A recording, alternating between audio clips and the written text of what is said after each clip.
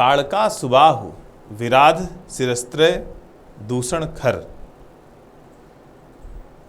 ये सारे जो दुष्ट राक्षस थे वो कैसे उनके बाणों से एक एक करके नष्ट हुए, कैसे मृत्यु को प्राप्त हुए, वो सब उन्हें दिखाई पड़ने लगा। वो उनके मन में आने लगा कि कैसे ये सब नष्ट हुए हैं, और जैसे ये सब नष्ट हुए हैं वैसे ही ये जो बचे हुए हैं इनको भी मैं नष्ट कर दूंगा। फिर देखी भीमा मूर्ति आज रण देखी जो, इसके पश्चात उनको वो मूर्ति दिखाई पड़ी जो आज के युद्ध में रावण को प्रश्रय दे रही थी, रावण की रक्षा कर रही थी। आच्छादित किए हुए सम्मुख समग्र नभ को, और आज वो संपूर्ण नभ को अपने विशाल आकार से आच्छादित किए हुए थी, ढके हुए थी।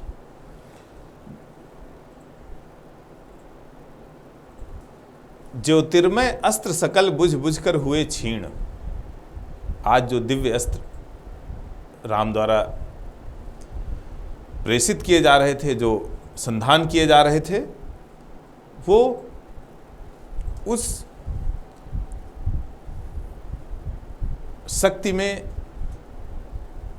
पहुंचते ही, उस शक्ति के प्रभाव में पहुंचते ही उसको, उसके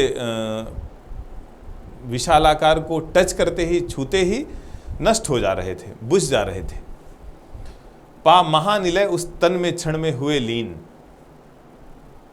और उसी शक्ति के अंदर लीन हो जा रहे थे, समाप्त हो जा रहे थे। लक्ष शंकाकुल हो गए अतुल बल शेष शयन, यह देख करके फिर से उनके मन में शंका आ गई, और शंका से वो आकुल हो गए, परेशान हो गए। वो राम जिनके अंदर अतुल बल, जिनकी ताकत का कोई आर पार नहीं है, कितनी ताकत है किसी को अंदाज़ा नहीं है, अतुल है, न ही किसी से उसकी तुलना की जा सकती है, उनके तुलना करने लायक कोई योद्धा नहीं है। ऐसे राम शेष शयन भगवान विष्णु के अवतार हैं, जो आज इस शंका से ग्रस्त बैठे हुए हैं। खिंच गए दृगों में सीता के राम मैं नयन, फिर से उनकी आंखों में सीता की वो आंखें दिखाई पड़ी जिनमें भगवान राम की छवि अंकित है, भगवान राम जिनके सामने खड़े हुए हैं। फिर सुना हंस रहा अट्टहास रावण खलखल, फिर उन्हें वो आज के दिन का रावण का अट्टहास, रावण की सिंह गर्जना सुनाई पड़ी, और उसके लिए प्रयोग किया है शब्द खलखल। एक राक्षस की जो गर्व से, अहंकार से भरी हुई हंसी है, जिसकी आवाज़ के लिए निराला ने प्रयोग किया है खल खल। भावित नयनों से सजल गिरे दो मुक्तादल। अब उस स्थिति में भगवान राम फिर भावुक हो गए, फिर उनके अंदर एक भावना आ गई कि मेरी हार होगी, और हार होने का मतलब कि मैं सीता को नहीं छुड़ा पाऊंगा।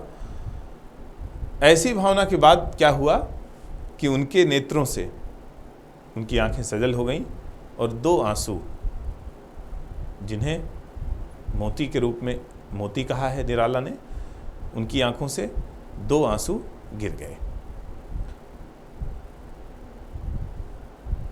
इस कविता में भगवान राम मनुष्य की तरह परेशान भी होते हैं, एक सामान्य मनुष्य की तरह रोते भी हैं, और जो मानव संस्कृति का सबसे बड़ा गुण है, इसका नष्ट होना और पुनर्निर्माण करना, तो भगवान राम निराश भी होते हैं, लेकिन फिर उनके मन में एक आशा आती है, आशा से भर जाते हैं, और फिर से युद्ध के लिए तत्पर होते हैं। अगर उनके मन में ये प्रश्न पैदा होता है कि लगता है मैं हार जाऊंगा, तो अगले ही क्षण कुछ ना कुछ ऐसा होता है कि उन्हें जीत की संभावनाएं दिखने लगती हैं, और वो जीत के लिए फिर से संलग्न हो जाते हैं और प्रयास शुरू कर देते हैं। धन्यवाद।